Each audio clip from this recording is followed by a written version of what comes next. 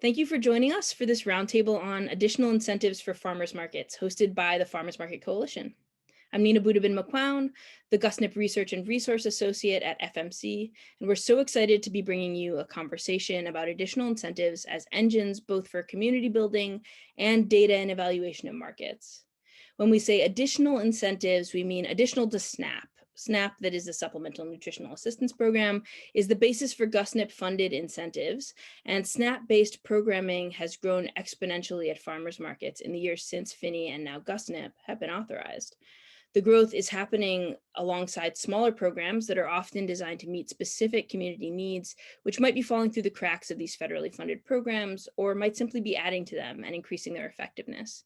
These additional programs are the ones we'll be talking about today. The panel itself grew out of work done by 3 of our presenters, who are the authors of 2 recent and upcoming practitioner papers with FMC. Richard McCarthy of Think Like Pirates wrote our first paper, The Origins of Incentives, which was just published early this month. That paper gives a history of farmers markets as the incubators of incentives programming, written from the perspective of Market Umbrella, where as a co-founder, Richard developed many different kinds of incentive programs, starting as early as 1995. That paper ends with a call for market operators to develop short-term pilot programs that run alongside SNAP incentives. Erin Molnar of Wic Perks Midwest and Amanda Osborne of Ohio State University Extension in Cuyahoga County are co-authors of an upcoming paper that describes their 2 2019 pilot programs to offer a WIC-based incentive to new mothers using FMNP across Ohio's Cuyahoga and Summit counties. Both programs were a strong success, increasing redemptions for both FMNP and SNAP, as well as putting more fruits and vegetables in the kitchens of their community members. Between these 2 papers, FMC saw a connection in the author's emphasis on the need for markets to remain innovative spaces for the development of new programs, even as SNAP-based incentive programs gain national traction and farm direct outlets are able to grow their SNAP-based incentives programming in unprecedented ways. Our 4th panelist, Jackie Hammond Williams, is co-founder of the Oregon City Farmers Market and developer of the Power of Produce Club, an incentive for kids to try new fruits and vegetables at market that has been emulated across the US and Canada. To begin, we'll ask each of our panelists to introduce themselves and their organizations and to talk about what led them to develop an incentive program based on something other than SNAP. We'll start with Richard for a big picture sense of the place of incentives in the farmers market field, and we'll ask Amanda, Erin, and Jackie to speak to the specific programs they designed. After introductions, we'll move on to an open discussion of additional incentives and pilot design among our panelists. Thank you. I'll hand it off to you, Richard. Right. Thank you. I guess maybe where to begin is that I think one of the elements that is sometimes missing in considering the role of markets, the management capacity of markets, is that we forget that markets are really there to initiate change in relationships, change in behavior, and therefore we're always there working in real time, analyzing how are the relationships developing, what roadblocks are there that emerge. And as a result, for anyone who has managed markets, you know that you have to be very agile because of weather, because of personalities, because of seasons. You have to expand and contract as supply and demand ebb and flow. And as a result, you have to wear many hats.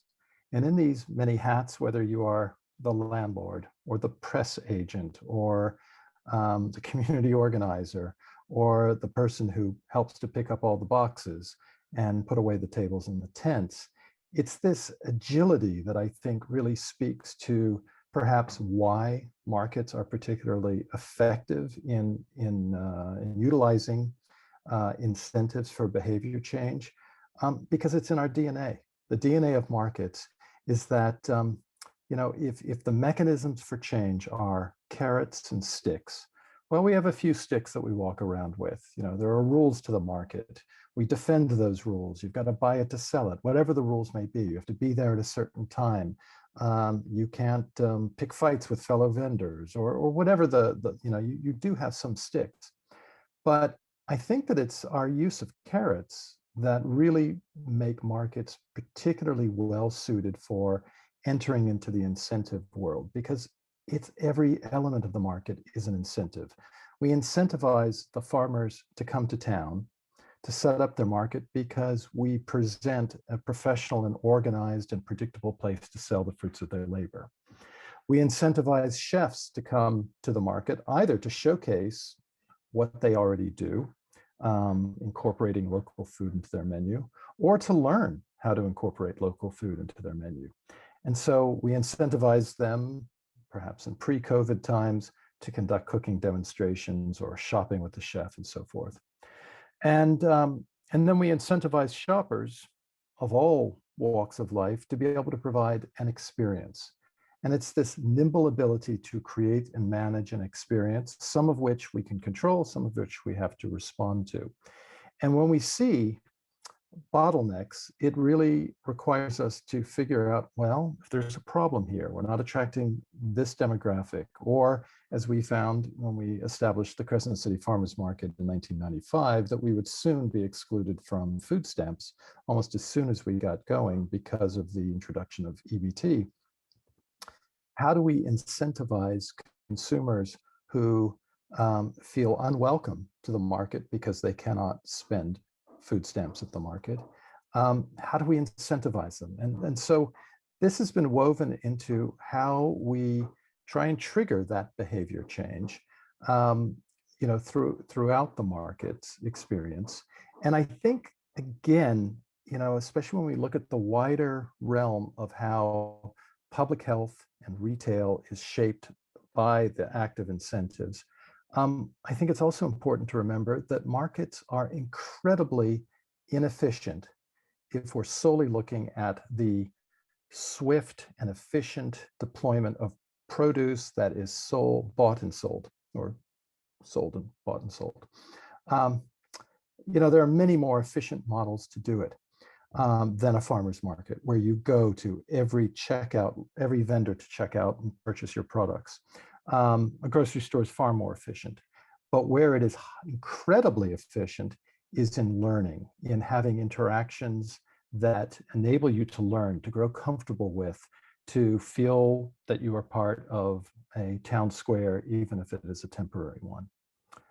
So that has been woven into the work of all the incentives we developed in the 20 years that I was at Market Umbrella, and I hope we can dive into those soon. I can't wait to learn what everyone else has got to say. I'm Amanda Osborne. I'm with Ohio State University Extension, one of the many land-grant extension services across the United States. I'm located in Cuyahoga County, so my work focuses specifically on the greater Cleveland region, and I've had a lot of opportunity to collaborate with Aaron, which has been exciting. My office has been involved with SNAP incentive programming since about 2010, and we act as the administrative lead locally for a SNAP incentive program called Produce Perks. And that program is now Ohio's statewide nutrition incentive program. Beginning in 2015, we began to see declines in SNAP sales at farmers markets, and our participation numbers had also gone down. And we knew this was also a national trend, but locally, we wanted to try to do something about that. SNAP enrollments and allocations had changed for many families in the community. And so people who used to be able to access Produce Perks were no longer able to do so when they were no longer eligible for SNAP. So we wanted to kind of try to address that. And it took us a few years to kind of figure out how we were going to do that. So in 2018, we started to kind of think strategically about how we could reach more families and how we could move away from SNAP eligibility in some way, shape, or form. So we had some conversations with community partners who had been involved in our incentive programming, and just kind of explored how we could either offer incentives for other benefits that are available to the community, or kind of, what were other mechanisms we could do this. And so we kind of end up naturally leaning towards WIC. Our office had an existing relationship with WIC that went back to 2010 when the incentive program for SNAP was piloted. And so our WIC program locally has been one of our greatest promotional partners, helping to make sure that their clients were aware of the SNAP incentive program. And so every year we work with the WIC office to get printed materials out to their clients for the Produce Perks program. And at the same time, we had this strong partnership. WIC had also started piloting a texting service to remind clients of when WIC FMNP dates were going to be held. And that texting service was incredibly successful. it would bring hundreds of individuals to a farmer's market that day for WIC FMNP distribution. So we saw that as a real asset, and we wanted to try to leverage the success of that texting service. So we approached WIC about potentially partnering to offer a newer WIC-based incentive program as part of an expansion of Produce Perks. And we also recognized in this process that we're extremely fortunate that our WIC office is so receptive to working with us. We found out after our pilot that not many WIC offices are as eager to partner and pilot new projects. So we recognize that as something really special. So they were supportive from the initial conversation of, can we do a pilot? And that really grew over time. And so WIC had not been able to offer cooking demonstrations or culinary tools to their clients for quite a few years, and we recognized that extension could fill that gap. And so we started with that as we developed the pilot. So we decided to partner together and leverage our existing resources to better serve WIC clients and provide them additional dollars. And that program would grow into what's called Wic Perks. So Wic Perks, the way it kind of works is at clinic visits, WIC clients receive a WIC FMNP schedule for the season, and the Wic Perks days or the bonus days are highlighted in green font. And so the promotion for this program is solely led by WIC staff. And that is one of the key fundamental pieces that makes this program work. So during their clinic visits, they get reminded about which days they can receive the Wic Perks bonus. And then they're also reminded again by the texting service. So they'll arrive at the market that day for WIC FMNP, and on those select dates where WIC Perks are offered, they can engage with OSU in a cooking demonstration, a taste testing, nutrition education activity. And in exchange for that participation, they receive an additional $20 to spend on fruits and vegetables, culinary tools, recipe cards, whatever goodies we have that day. And so we also take a minute to remind them that Produce Perks is offered at the market, that the market accepts SNAP and provides bonus dollars. Even though those are WIC clients, a large portion of the WIC clients in Cuyahoga County also receive SNAP. So during our pilot, we aimed to serve about 500 families, but the demand for that program was way greater than what we anticipated, and we served almost 700. There were some kind of key successes from the pilot, and those include that the program sped up the distribution of WIC FMNP. So WIC actually had to cancel a few of their distribution dates because they ran out of coupons early. We saw increases at SNAP sales at farmers markets, and we saw an increase in the awareness and utilization of the Produce Perks program overall. So the WIC Perks pilot really kind of worked to help connect those WIC families who did receive SNAP to this larger SNAP incentive program. So even though WIC Perks was only offered a few times each season, it does connect people to a longer term program that they can access year round. So this past year, we did modify our program for COVID. So based on state regulations, we can't do cooking demonstrations or taste testings, but we're going to continue to offer the program again this year. So we'll be entering our third season. So that's kind of a quick overview of like where we started, how we got there, and what's happened so far. Thank you so much, Amanda. And we'll pass it to Erin. I'm Erin Molnar. I currently work for Produce Perks Midwest, which is the statewide organization for Ohio's SNAP incentive. I just transitioned less than a month ago. So prior to that, I was the director of local food programs at Countryside, which is a nonprofit in Summit County, Ohio, just south of where Amanda works. In that role, I oversaw both our farmers markets and our food access programs. So Amanda and I actually developed these programs completely independently, did not know that they were on each other's radars, but it ended up being a nice situation because we had completely different program designs and we're able to like talk through that together. So the generation of Countryside's WIC incentive, which was called Carrot Cash, is called Carrot Cash, came out of the demand that we saw from WIC FMNP at markets. WIC FMNP was a relatively new program in Summit County. They only started distributing those vouchers in 2016. So I got to see the growth and response of that program from its initial introduction. In 2016, WIC distributed vouchers at a clinic. and had a small on-site farmers market for the clients who received those vouchers that day.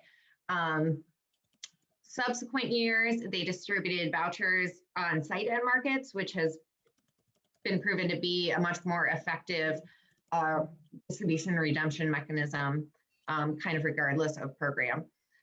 So each year after 2016, the amount that they were able to distribute was doubled based on the success of the program as measured in distribution amounts and redemption percentages. That was very exciting, obviously. And taking a step back from that,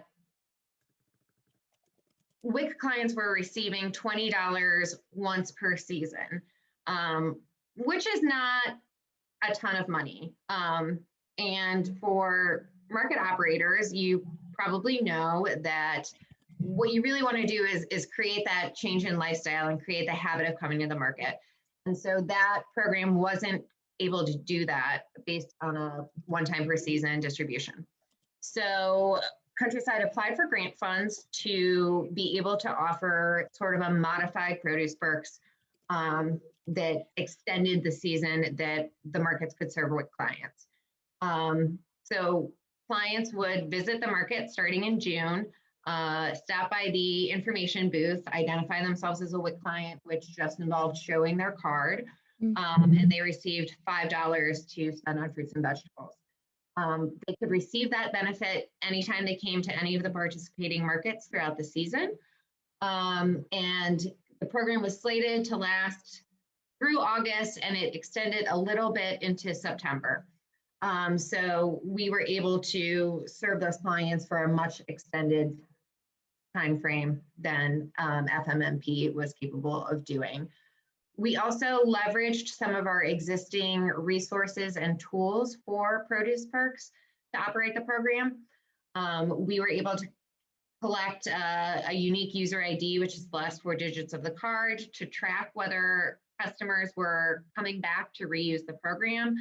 We also collected their zip codes to be able to see the geographic distribution of the customers we were serving. And we did that through the same platform that we were using for Produce Perks. So that was a pretty efficient mechanism. Countryside operates its own farmers markets. It is also the regional lead for 4 counties south of Cuyahoga, where Amanda facilitates the program. So we offered it not only at our farmers markets, but also the Summit County portion of the Produce Perks network. So it was a total of 5 markets. One reason we felt comfortable doing that was because we had already expanded our food access program services to some of the markets in Summit County to provide staff. We had found that some of those data collection requirements for Produce Perks alone were cumbersome for markets with lower capacity, more volunteer-based or part-time staff or full-time staff who were juggling not just a market, but multiple other programs. So we also received grant funding to provide staff at those markets to complete transactions and do a lot of the data collection required for the program. So that allowed us to expand the program beyond just Countryside operated markets to a larger network. That's the basics of the program. I'm sure we'll get into a little more in the discussion. Fantastic. Thank you so much. Erin, we'll pass it on to Jackie. Hey, hi everyone. Glad to be here today and hear what else is going on out there. I started the Pop Club in 1919, it seems that long ago, 2011, in response to a grant that was offered by our county. Our county offered a HEAL grant, Healthy Eating, Active Living, and they were offering quite a substantial amount of money. And so that always pricked up my ears. And I thought, how can I touch into this funding? And I had noticed at the time that a lot of kids were coming to the market, but weren't really engaged in the market. They were dragging their feet, they were bored. And I didn't want to provide the usual coloring sheet activity for kids at the market. I didn't feel that was our role. And I also thought along the lines of how are we going to grow markets in the future? How are we going to provide customers into the future that are going to keep markets alive? Because at that time, 2011, a lot of supermarkets were having these kind of phony farmers market setups, and they were importing more organic food, and there were like farmers market signs beginning to pop up in supermarkets, which really aggravated me. And I thought, well, we really need to raise the next generation of farmers market supporters. So we need to grab these kids and we need to introduce them to where their food's coming from, how it's grown, who's growing it. Right now, obviously, the industrial agricultural complex is spending billions on advertising to kids, and yet the farmers have no way of reaching the kids. So I think it was Market Umbrella that I got my germ of an idea from, because I believe Market Umbrella years ago were doing some kind of incentive on kids' birthdays.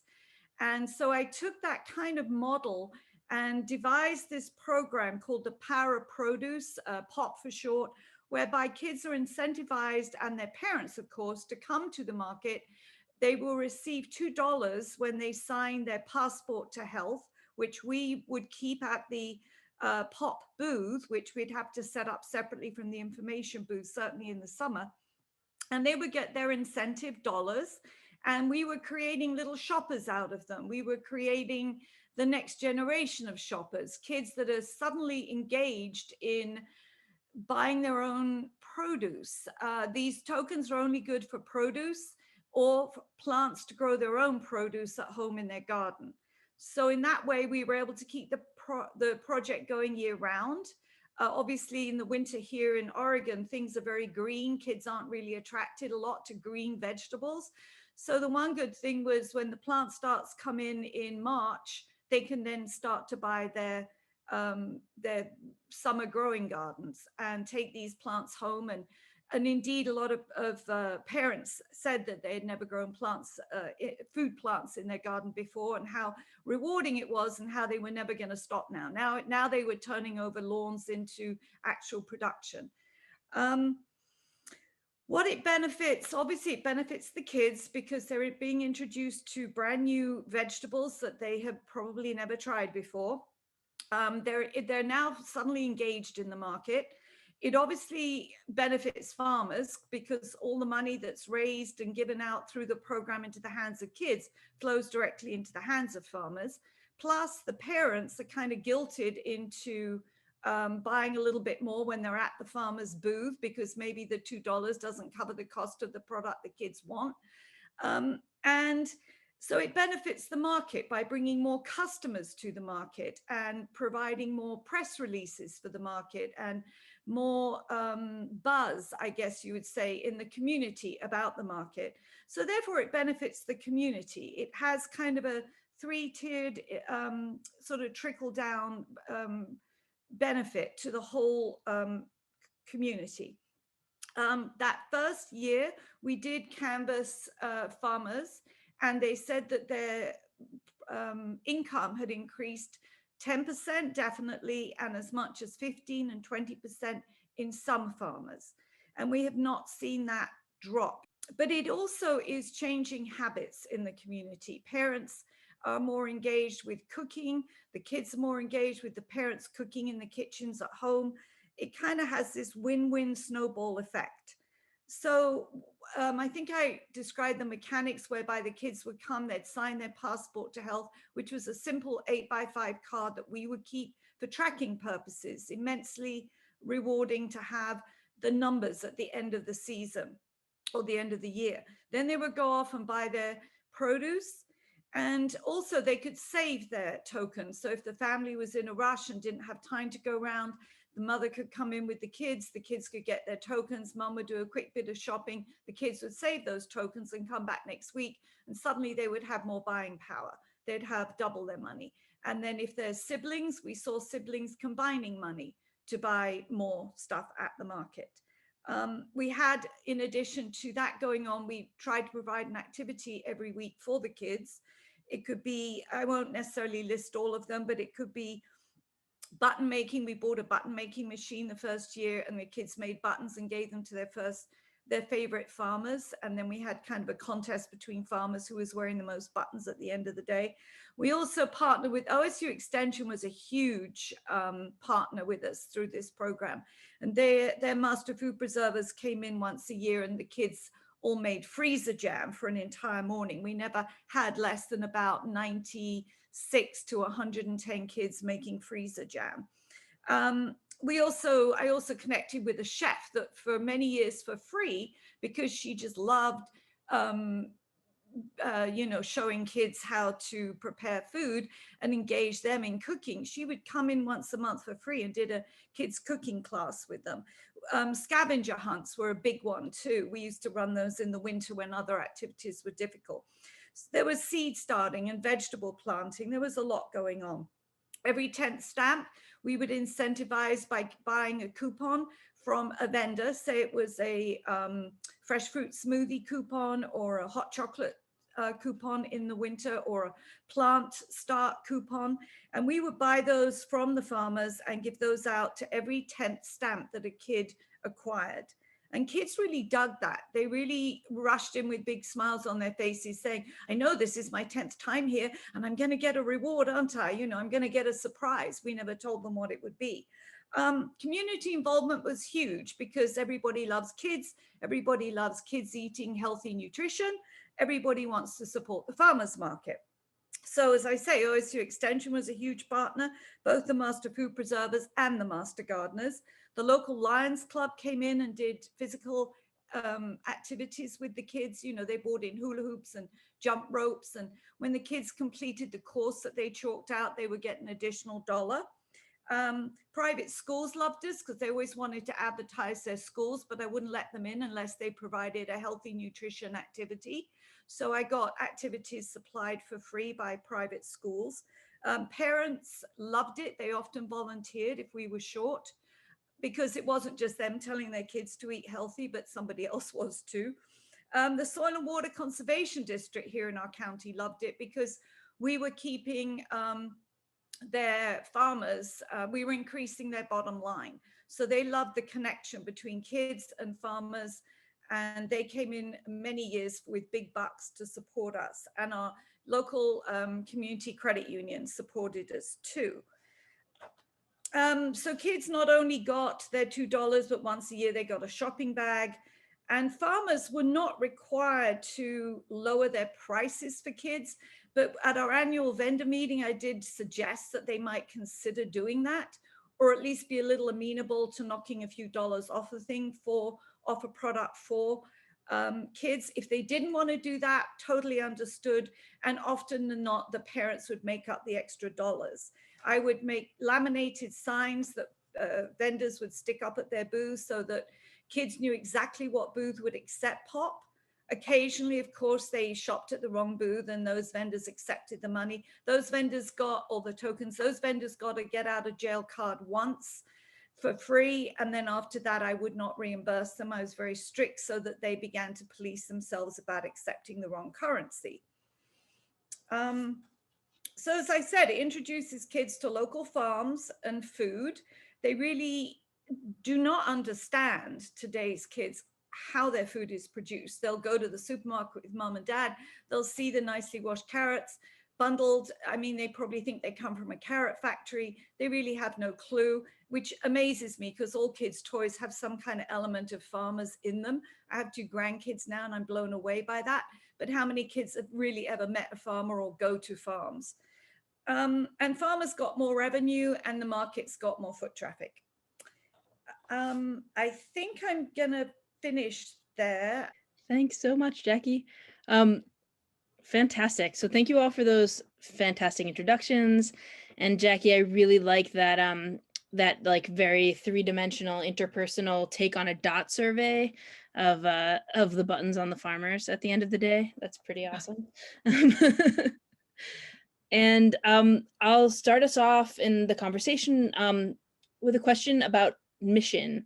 I think So frequently, farmers market operators talk about how a clear and relevant mission statement is essential to supporting market operations and supporting growth. And I'm wondering for each of you, as you were designing additional incentives programs, how programs like these have functioned to help your markets support their missions. And I'll start with Richard, since we haven't heard from him in the longest.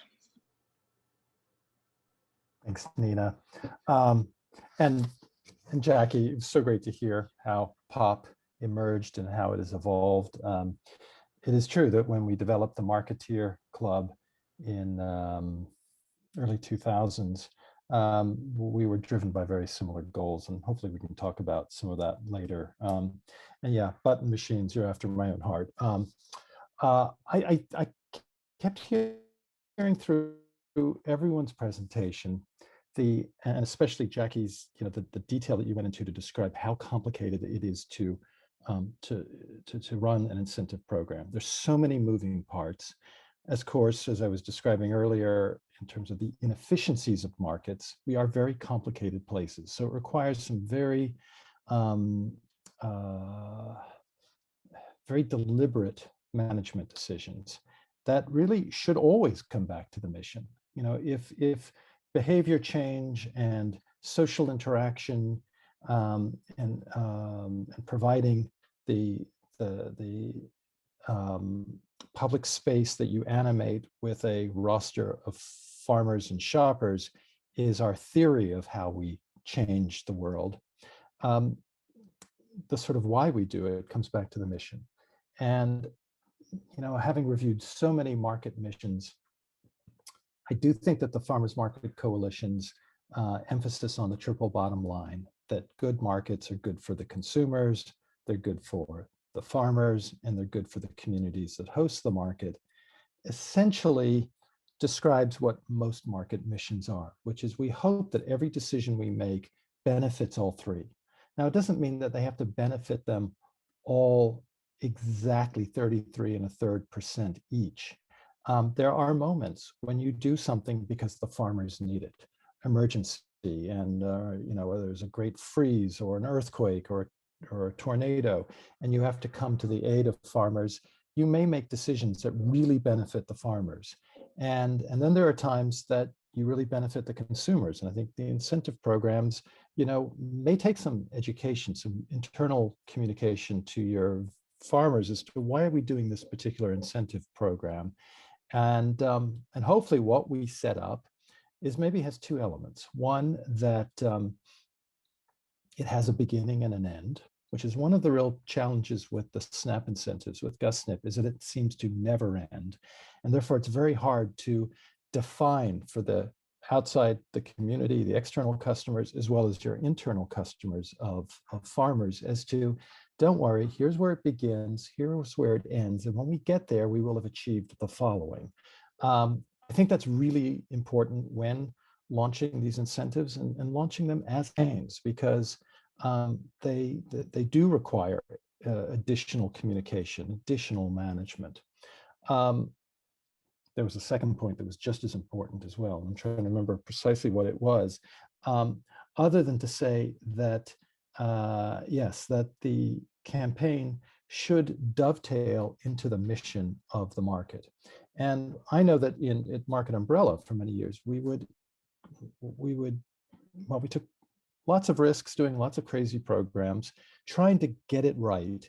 But every time we would do it, in fact, we developed a tool, the 4M workshop, which is that we would look at the mission, the management, the marketing, the mission, the management, the marketing, and the measurement. And we would look at those 4 M's and see, are they aligned? Who does what in the management? What is our purpose for this program, this incentive in the mission? How are we going to measure success? And how are we going to communicate it? And so when we would align those elements, we could create some kind of balance and recognize that when we were diving into an incentive program, knowing that there will be surprises along the way, that we at least understand the universe of why we are doing it and what we hope to achieve, and that we hope to test a theory. and test the theory that, ultimately farmers markets are good for everyone. So you're talking about mission as an important part of program design. Mhm. And that makes me think of your comment, Erin, when you talked about how even though your program and Amanda's are in counties right next to each other that are neighbors, and you often work together and you started these programs in the same year, there are big differences in your program designs. And I would love it if you would both, Erin, if you would begin by kind of responding to like how that program design is reflective of those particularities of your community needs and your partnerships, and kind of how you created that design to work for your market. And maybe Amanda will also respond to that. Sure. Overall, I absolutely agree that mission component is important. Countryside's organizational mission is connecting people, food, and land. And one thing that I always used to say was, it's not explicit in that, but it is implicit in that means all people. And so facilitating everyone's ability to use that market and take part in all those other benefits that Richard talked about is important to Countryside as an organization. So we saw an opportunity to help, a demographic of people who otherwise might not feel welcome, might not be able to be there, to help them be there. So it's interesting because I think that one of the reasons that Amanda's program and my program ended up being so different is because Countryside is a direct market operator. And so that, for all markets, you are constantly thinking of, regardless of who the customer is, how do we get them there? How do we get them back? And there's that retail component to it, right? And then with our role as a regional facilitator for an existing incentive program, I felt like we had the infrastructure to do that for this other benefit program. And then within Ohio State Extension, I'll let Amanda elaborate on this, there's multiple departments that gave her the resources and the infrastructure to easily plug and play cooking demonstrations in a way that it wasn't easy for Countryside to do that at its markets. We have those administrative systems that were directly operating. That was our existing infrastructure. And Amanda had cooking demonstrations, and we sort of like leveraged both, the strengths and resources that we each had to make that happen. I will say that we both have strong relationships with Wic, but it's also been interesting for us to explore how those relationships, both being strong, are also very different, and to understand how even between county offices of the same program, operations can be so different. So again, going back to something that Richard said, that agility and nimbleness to identify those opportunities for your mission, and between, sort of hard resources and also softer resources, as in people and relationships, to leverage those to build your mission impact. Yeah, I would agree with what Erin has said, and in the ways that Extension's program was a little bit different was that Extension is not a direct market operator, right? We are a convener of about 25 farmers markets, and so we're the administrative lead for incentives, which basically means we manage their grants, we cut their reimbursement checks, kind of do that macro level, liaisoning between the federal grant type stuff. And so in the case of incentives, we do, convene our markets twice a year. We always get feedback. We present new ideas to them. So there is a collaborative process to developing new incentives. But the idea is that Extension carries some of the administrative burden. So in the case of Wic Perks, we're at the market, we're running that program. The market just has to do the reimbursements for that program. There's no other responsibility. Not that that's not, a task, but we do all of the distribution and the management of the partnership with Wic. And so our markets are largely volunteer run and few managers are paid, right? So we understand that there is sort of a capacity constraint there. And so we're constantly thinking about how we can address those capacity needs. And as an extension service, right, our mission is to create these opportunities for individuals to explore how, science-based knowledge can improve social, economic, and environmental conditions. What better place to do that than a farmer's market, right? So there's just a natural relationship between extension offices and farmers markets.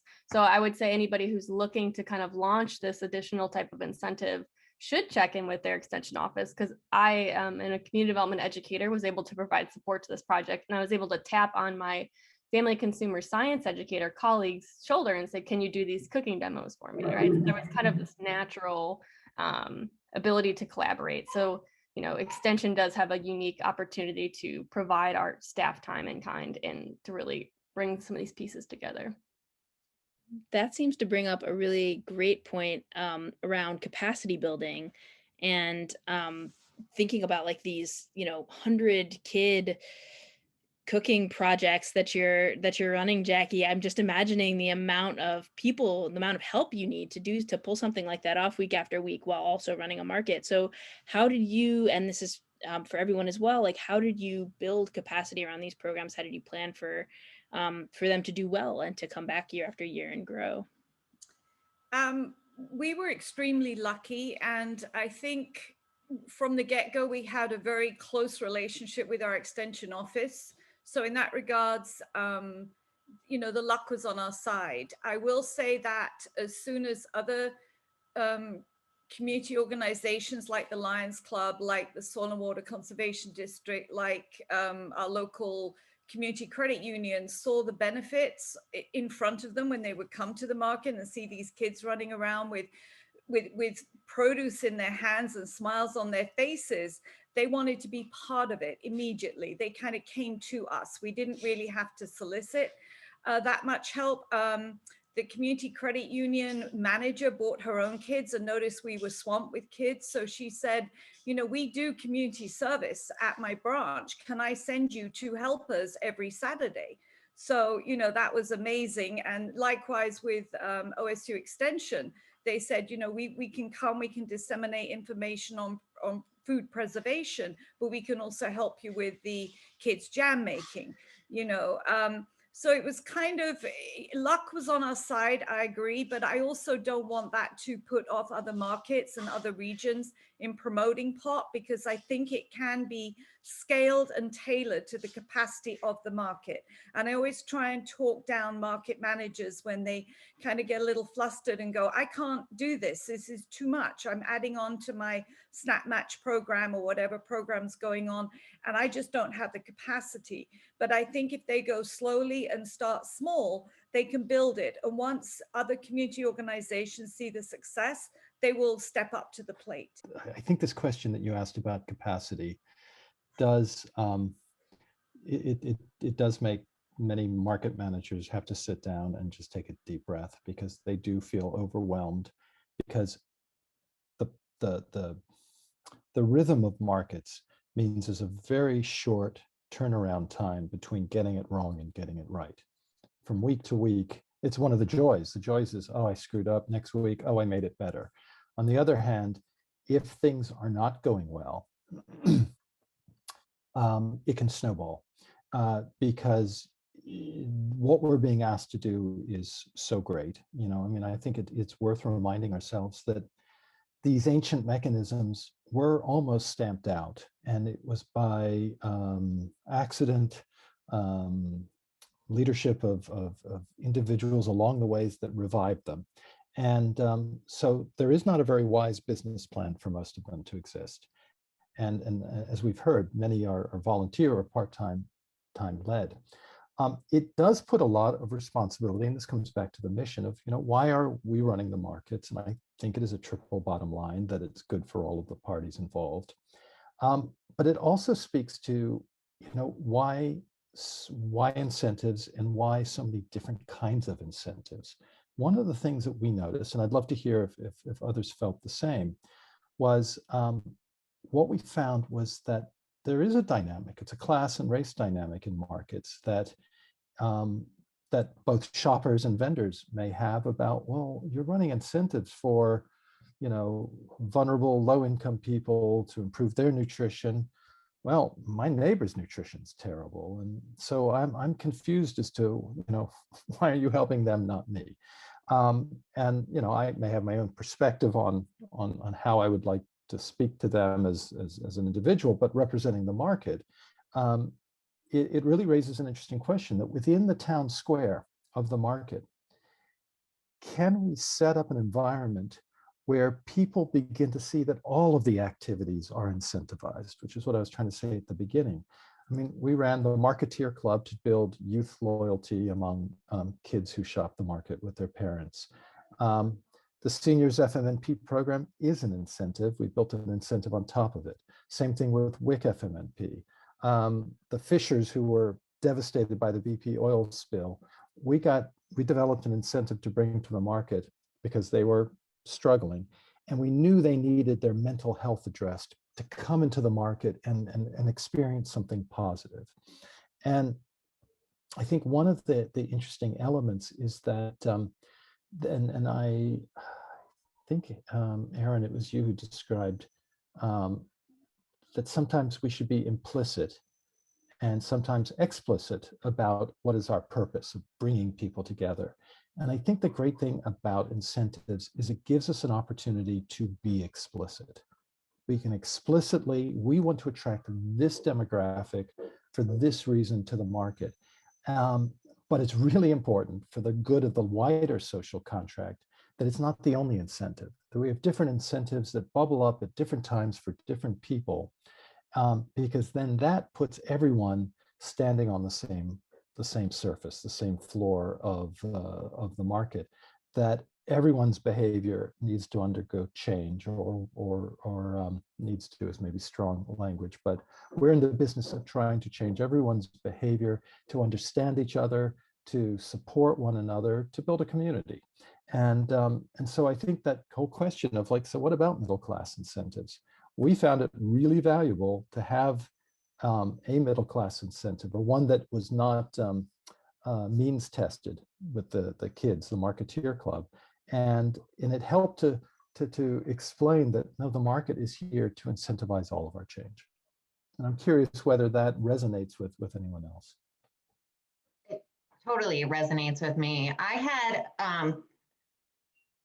when I was directly managing the farmer's market, I had a farmer who asked me, and even at an organization like Countryside, capacity strapped. So lots of great ideas from market vendors, and I couldn't necessarily, I'd have to say, that's a great idea. I don't have the capacity to do that. And so in response to that, I had a farmer ask me, well, should we really be doing the SNAP thing? Like, that seems to take a lot of your time. And my response to him was to take a couple steps back and get to the root issue, which is, why do we need to have farmers markets?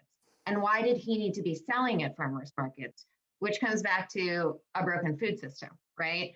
So he's selling at market because the food system and its infrastructure isn't set up for him to sell any other way. And he gets judged for his prices, which is the cost of production and hopefully some profit, which probably isn't actually profitable enough to make his business profitable. But and so there's that side and that group of inequities.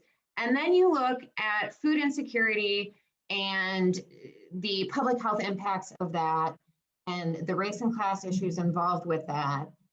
And the choices that when you have a very limited food budget that is often subsidized, that you have to make that prevent you from accessing the most nutritious foods, the fruits and vegetables.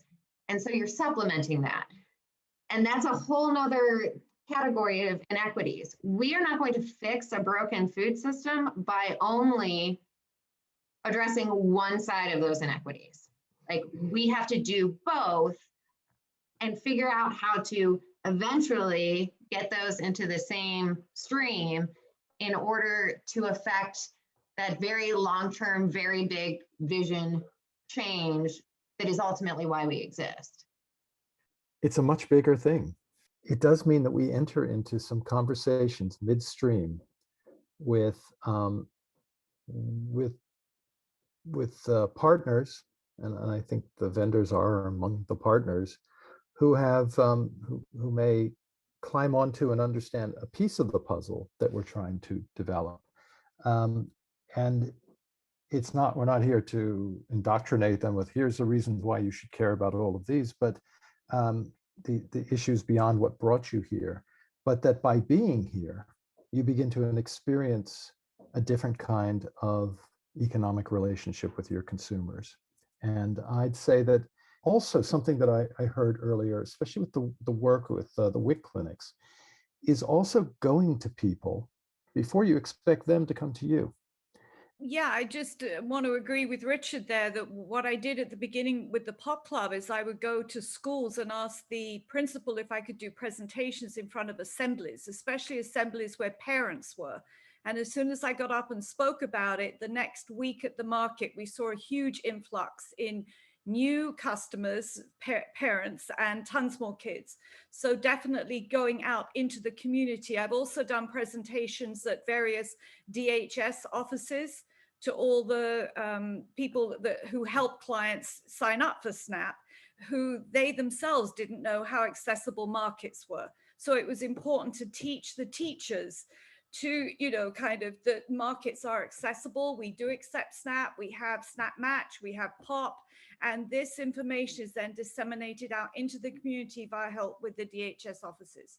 Thank you so much. Yeah, the one thing that I just wanted to make sure that we got to as well is this, we're talking about these needing to go out into the community, and there's so much kind of involved in creating these programs, needing to build capacity. And another aspect of planning and reiterating, really making sure that they can come back in future seasons, is gathering data and information.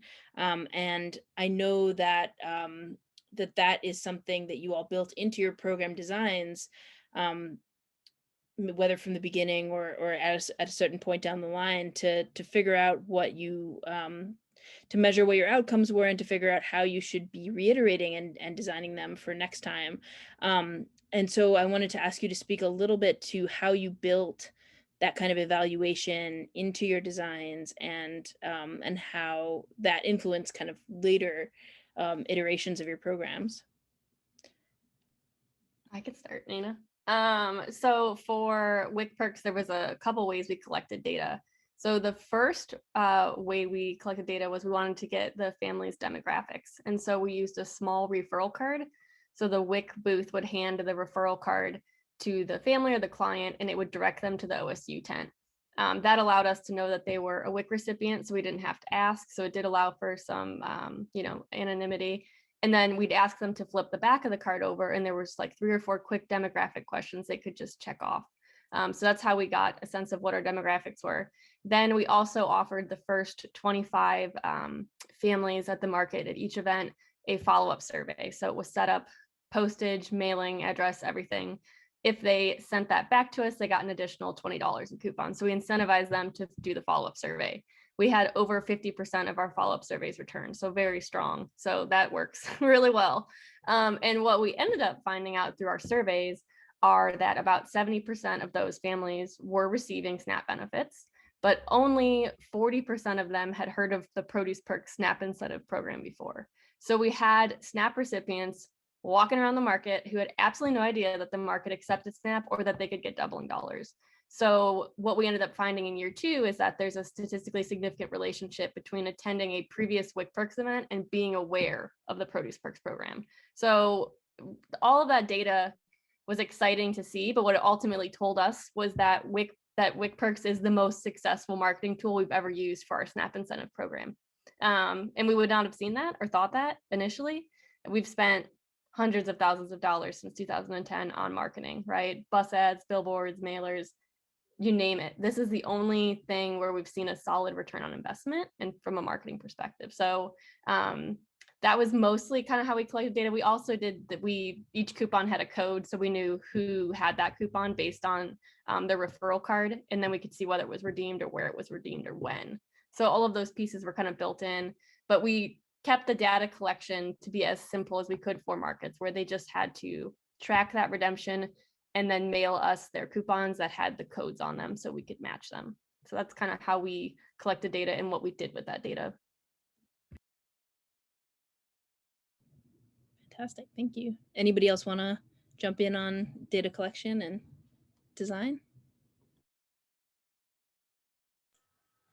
Well, I'll just say that, obviously counting at the end of the day, how many kids returned, how many new kids, Excel sheets, it was a very simplistic way of collecting data. I wish I'd had the capacity to do more of that. I wish I'd had the capacity to have parents fill out surveys. We didn't, but anecdotally, when parents would show up at the booth and say, wow, we just love this program, the kids have learned so much, we've learned so much as a family, we're eating more local foods, I'd say, great, write this down. So I'd have that when I went out to get more money from funders or grants, apply for grants, I'd have this anecdotal, but I wish I'd had the capacity to do more surveys.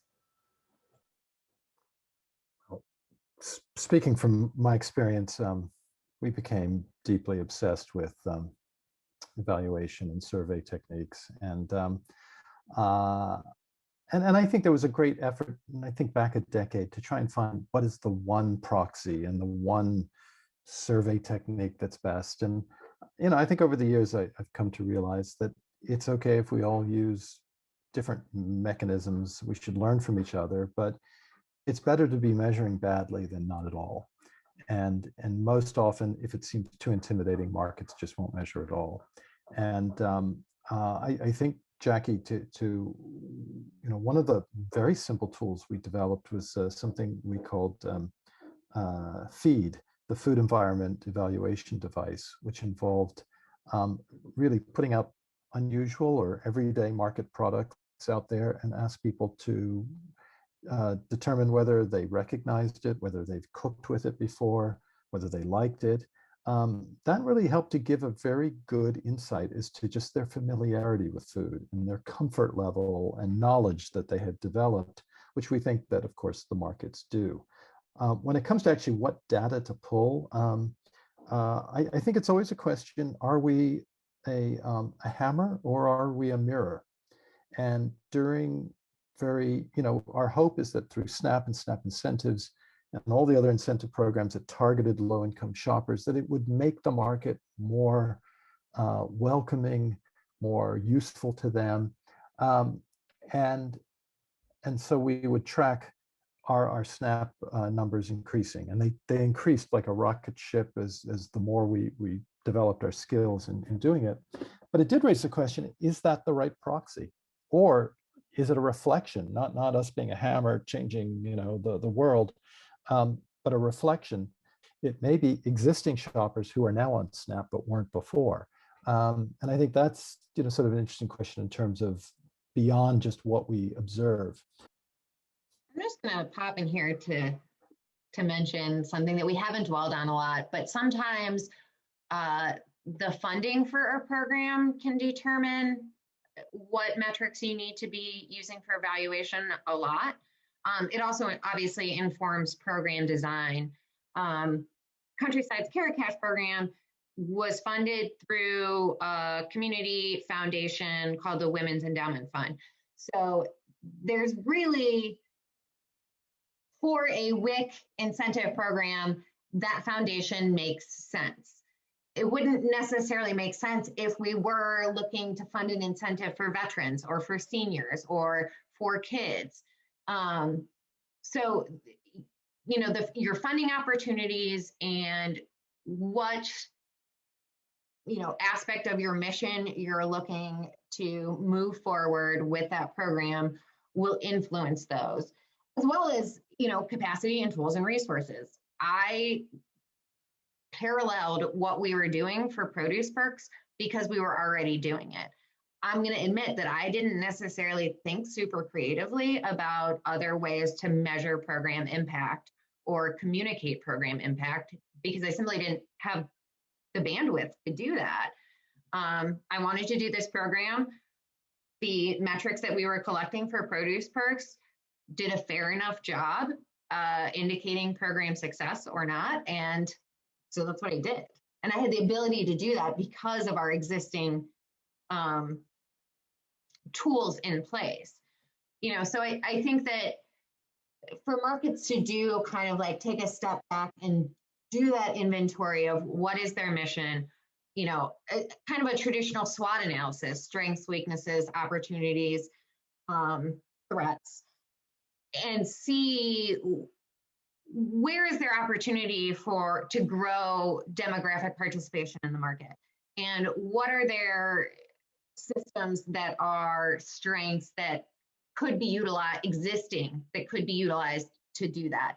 What are those funding opportunities in those different buckets that will help provide them the additional financial resources to get there?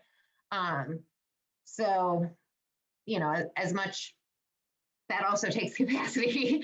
So I also want to say that for markets that are feeling particularly capacity strapped, to acknowledge that and respect that. And if your 2021 season work involved, related to another incentive is having a couple conversations with potential partners and identifying like what that opportunity is to build for 2022 or 2023, that's good enough work for 2021. And just to follow up with Erin's comment, I think, capacity is always an issue, but I think there are lots of really creative solutions to getting around a lack of capacity.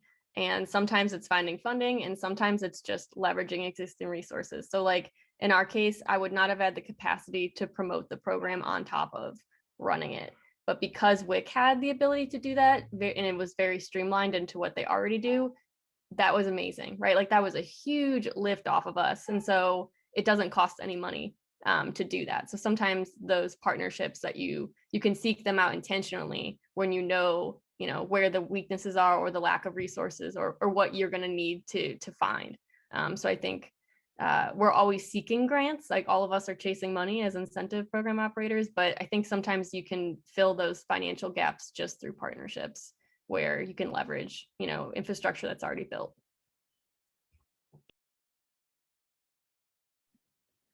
Well, we reached the end of our time. I want to check in with folks before we go that there's nothing that that you particularly wanted to make sure got mentioned that we missed in this conversation.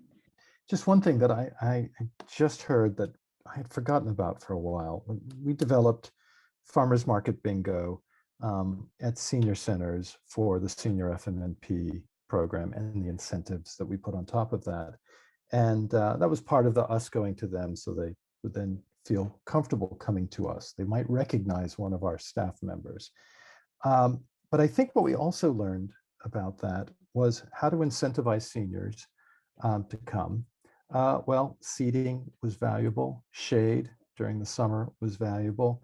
But I think more than anything, and I think this speaks to the culture of places, was coming to the market together as an organized event meant that it was less intimidating because they're going on an outing with friends, from the senior center to the market, rather than an individual coming into an alien place and trying to navigate what are the rules here.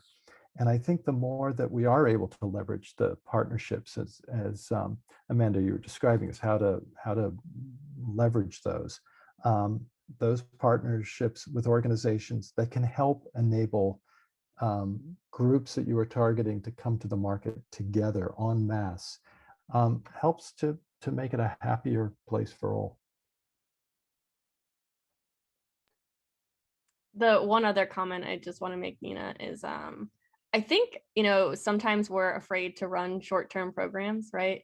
I think success is sometimes defined by the longevity of a program, and I think that's absurd. you can have a program for 1 or 2 years that is wildly successful. And it's okay, like programs have to end at some point, right? And so I think we're often trying to, continue to stitch resources together to drag programs along as we can. But I think it's okay if something exists only for a year or two. It's still just as successful as a program that's been running for 10 years. And I think there's pressure for us to, make sure that these programs last forever. But I think there's flexibility in change and allowing programs to stop and then starting new ones that are, a better fit based on new resources or new needs. And so I think it's okay to have short-term programs that are flexible. It allows you to be innovative and develop what, the next best fit for the market. I want to thank you all so much for being here and having this conversation. This was really incredible. I think we got so much information out that people need. So thanks again to all of our panelists, Amanda Osborne, Erin Molnar, Jackie Hammond-Williams, and Richard McCarthy. I'm Nina Budabin-McQuown, Resource Libraries Coordinator at the Farmers Market Coalition. You can feel free to reach out to me if you have questions on this panel or for the panelists. And you can also find the 2 practitioner papers authored by our panelists at the FMC Resource Library at farmersmarketcoalition.org or in the Farm Direct section of the Hub Resource Library. We hope you've enjoyed this panel, and we wish you lots of luck in planning your future pilot programs for additional incentives.